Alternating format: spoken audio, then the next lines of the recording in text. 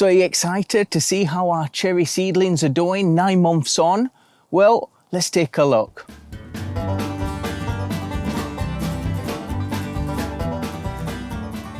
Near the end of the video, we're going to be looking at some frequently asked questions that's been asked, well, quite frequently in the planting cherries from seed and the update video. We'll be going through them questions as well, so make sure you stick around for that. So here's our cherry saplings, and look, what a day. It's raining. It's been really bad weather the last few days. Yesterday it wasn't raining, but the wind was so bad it would have made the audio unbearable. At least there's no wind today, and I don't mind getting a little bit wet. If I keep waiting for the perfect weather, we're going to be waiting for this update for weeks. So I thought, let's just get it done. I don't care if it soaks it down. I've got my camera under a plastic bag, so as long as that's holding up and keeping my camera dry, you know, everything should be all right. So we planted these cherry seedlings about 9 months ago in January. If you missed them videos, then I've grouped them together into a little playlist, and it should just pop up right now in the top right hand corner. And then you can watch all the videos related to this little cherry saga. So I know what some of you are thinking. You're thinking, Alex, they don't look very big for 9 months. In fact, they don't look much bigger than they did 6 months ago in your last update when you repotted them. And that's true, and that's because we've been actually stuck in a temporal time loop. In a temporal time loop. No, it's not because of that. The fact is we had a huge problem here, and we almost lost our cherry saplings. In fact, we did lose 2 or 3 of our little trees. I also lost a bunch of my avocado trees that had grown from seed, a few mangoes as well. I had absolutely no idea what was affecting my cherry saplings and my other plants. I actually thought that it was an overwatering issue, like I said in the last update, but the same thing was happening to my blueberries, my avocados and my mango trees, and I couldn't work it out. The leaves were just hanging limp, like there were no life in them, like they'd been starved of water for days, and then they were just drying up and dying, and there was just no growth at all until basically it was just a stalk left and the tree would die. And I lost a few of my saplings. It was super frustrating because I had no idea what was going on. It just seemed to be a matter of time before all of them were dead, until I got this strange phone call, and a mysterious voice answered. There's something wrong with your water. Well, it wasn't that mysterious. It was just my neighbour from down the road, and he phoned me up to let me know that they'd found out that the well water that is feeding all our properties, they've discovered it's highly salinated, and that's why all of us were struggling to grow anything meaningful. My friend bought a beautiful, nice avocado plant from the store that had been grafted, and within a few months it was dead. And all of us have been struggling to grow. When we grow vegetables, they're constantly getting blossom end rot and other issues, stunted growth, taking ages just to grow a lettuce, and this was the reason why. So for the last month, I've been watering these, our cherry saplings, my avocados that managed to escape death's door and survive, my mangoes, blueberries, and a few other selected plants that I felt were getting hit the hardest from this salinated water. And I've been watering them exclusively with my reverse osmosis machine that I use for, well, drinking and for watering my carnivorous plants. For the first few waterings, I really drenched the media, watering really heavy from the top and allowing the water to fall away from the bottom. This was in an attempt to wash out and flush out the media of any salt build-up that would have been in there, causing our little saplings and other plants damage. Anyways, thankfully we see that our little trees are on the mend. And in the last 2 weeks especially, I've seen that they really started taking off, showing a lot of growth. In fact, all this is new growth from here just in the last 2 weeks.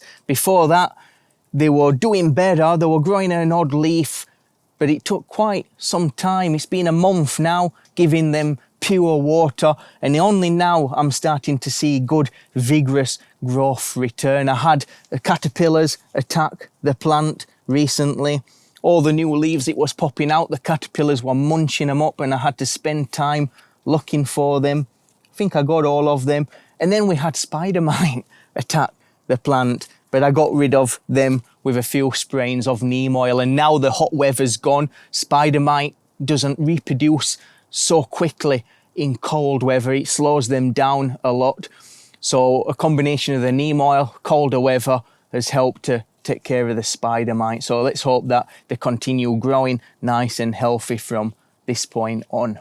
I also gave them a nice balanced organic fertilizer and iron and magnesium supplement as well to take care of any deficiencies that they might have. The soil was really alkaline, and this is because of the really salinated water. And when I measured the pH, it was up to 9 pH, really alkaline, and that would affect the plant's ability to take in nutrients also. So what I did as well, I watered the plants, adding a little bit of Acidifier that I use for keeping my blueberries soil acid, and that's knocked down slowly over the course of a week. It's knocked down the pH to about 6.5, which is a nice sweet spot, and that should make any fertilizer and nutrients, should make it available that the roots can take it in. Also the iron should become available as well.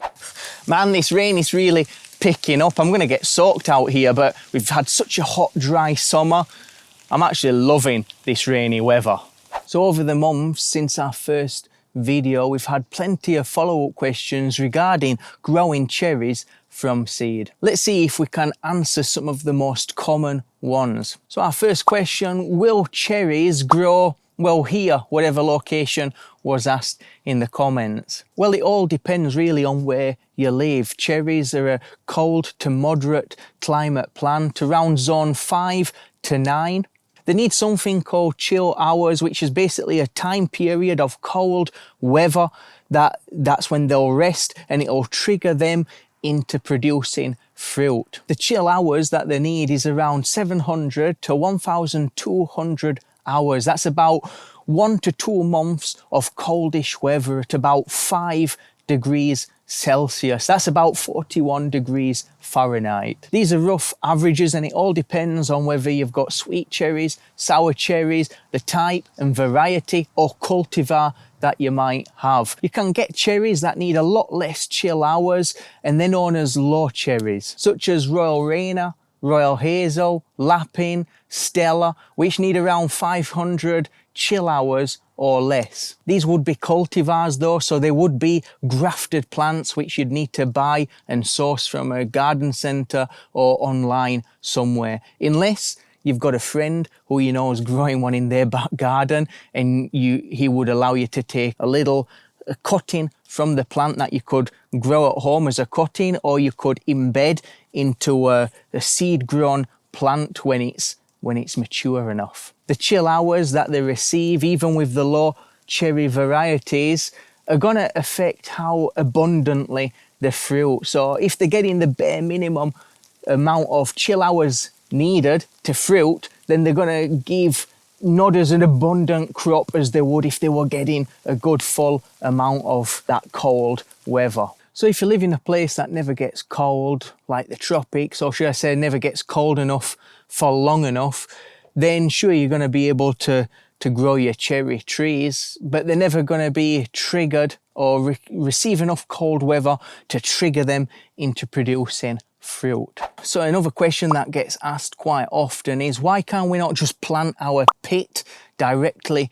into the soil? Well, you can. Whoever told you that you can't? Go back and tell them you can do anything you want with your pit. If you live in a place that gets cold, like from zones 5 to 9, as we said before, then planting your pit directly into the soil, it's going to naturally get stratified, meet that cold requirement to activate it into germinating. Naturally, when you get through your winter, you could plant that pit and completely forget about it, just like it happens in the wild. You will, on the other hand, if you follow the methods that we did together in our video on growing cherries from seed, you'll get a better success rate, a higher germination rate, and here's why. First of all, you're going to be able to open up that pit and see if there is an actual viable seed in there. In the video you saw that out of them seeds we did get one that there was no seed inside. It was completely withered, and you could plant that and wait a lifetime.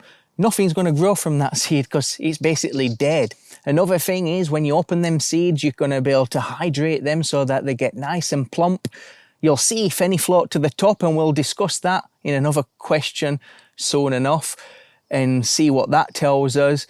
But once you've hydrated them properly, you're going to be able to put them in a paper towel, sprinkle them with some cinnamon, and that will protect them from bacterial and fungal infections, so that the survivability, if that's a word, is survivability a word?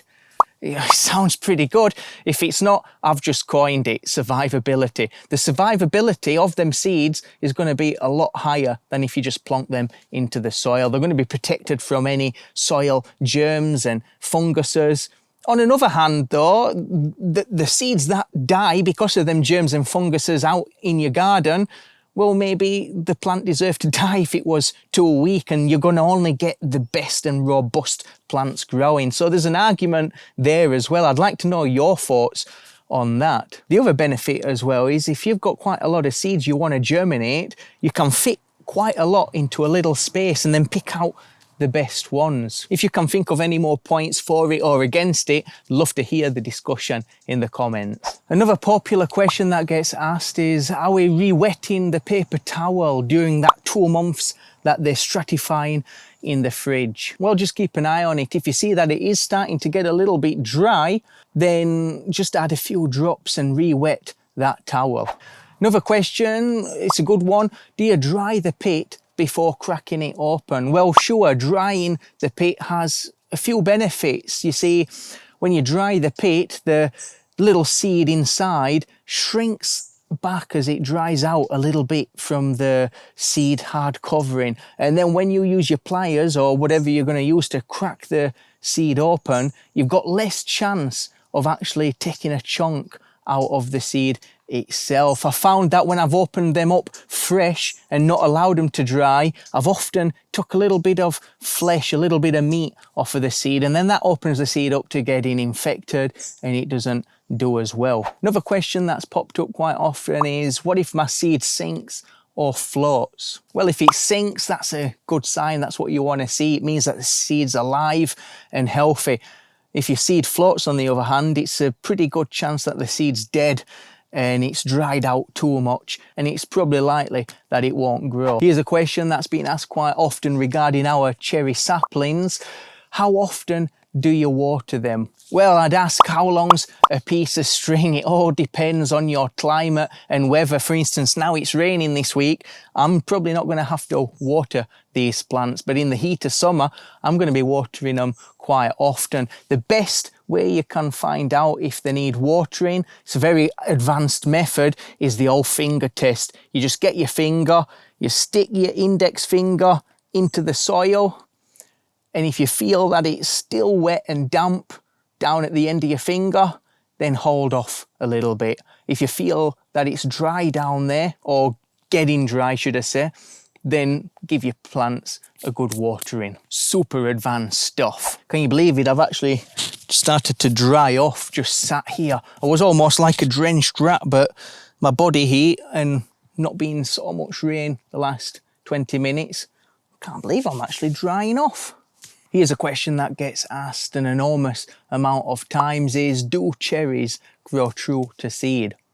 The short answer is no, they don't. The cherry that you plant, the cherry pit that you plant, it's not going to produce fruit that's the same as the one you've eaten. What you'll get most likely is a wild cherry tree with unknown characteristics. It could end up being a great tree with lovely tasty fruit, but it equally and most likely could be a poor tree with undesirable fruit. It's all a big genetic gamble. Who knows what genes from its parentage could decide to surface. We can easily get past this genetic uncertainty and guarantee great fruit by grafting, and that's when you take a bud or a small branch from a tree that you know produces really well and good fruit, and we take that and then we implant it onto our seed grown tree, and they call that grafting, and I hope that we can cover this together in the future. We've actually got some trees, the avocados that survived, they should be ready for grafting next year, and that'll be around May. So I'm looking forward that we can do them together. These might need another year's worth of growth. I want the stalks or the stems to be about as thick as my little finger. Then we should be able to start hunting for a branch, a cherry tree.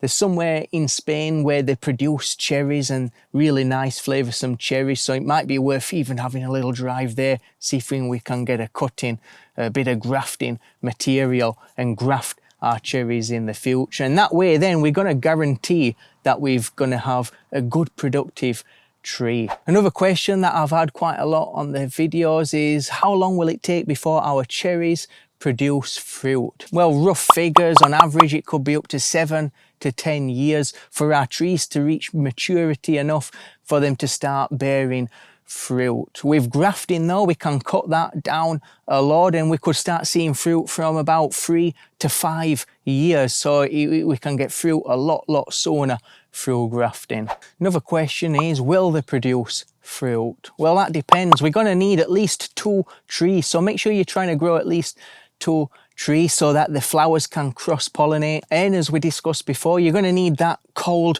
requirement to activate the plant or trigger the plant into producing fruit. If you've got all that, then you should be all right. It should produce fruit, but there's always a little chance that your tree could be sterile and not produce fruit at all. Again though, we can get past all this by grafting a productive tree onto our rootstock. So if you didn't catch the first video on the series when we planted our cherries from seed, then here it is popping up on your right. Guys, thanks for watching. I hope you enjoyed the update, and I look forward to hearing your feedback.